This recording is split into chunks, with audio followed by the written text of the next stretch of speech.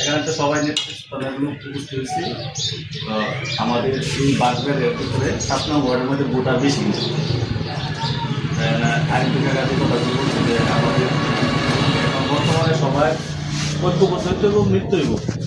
এটা আমাদের কীভাবে ভোটার বাড়ানো যায়, আমাদের গ্রহণযোগ্যতা কীভাবে বাড়ানো যায় এইভাবে কাজ করতে হবে।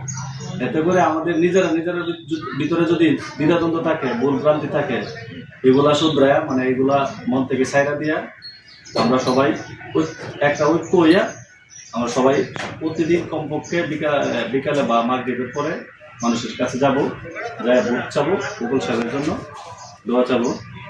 আর মূলত কথা হচ্ছে আমাদের ভিতরের যে আমাদের মনের যে একটা মিল, এই মিলটা অবশ্যই আমরা যদি কন্টিনিউ 2-1 দিন এভাবে যাই, ভিতরে আক্রোশ থাকলো যে আল্লাহ কইছে যে তুমি একজনের কাছে যাও, যাইয়া এরা বলো, বুঝাইলে অবশ্যই সে বুঝবো।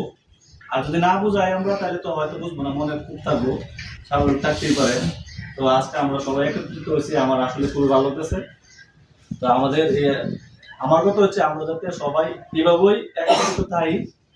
ভুলভ্রান্তি তো হয়, আমরা তো ছোট মানুষ, ভুলভ্রান্তি করতেই পারি, স্বাভাবিক।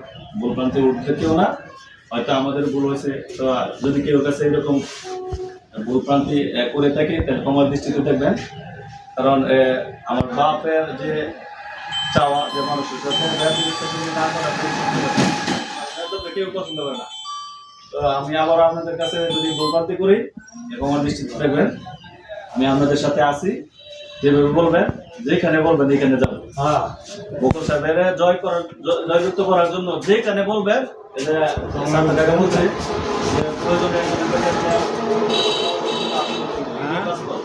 কারণ আমাদের যে নির্বাচন হবে এটা কিন্তু সাধারণ নির্বাচন না, তাড়াতাড়ির কোনো নির্বাচন না। এখানে কিন্তু 100% পিয়ার নির্বাচন এবং প্রতিটা ক্যাম্পে সেনাবাহিনী থাকবে।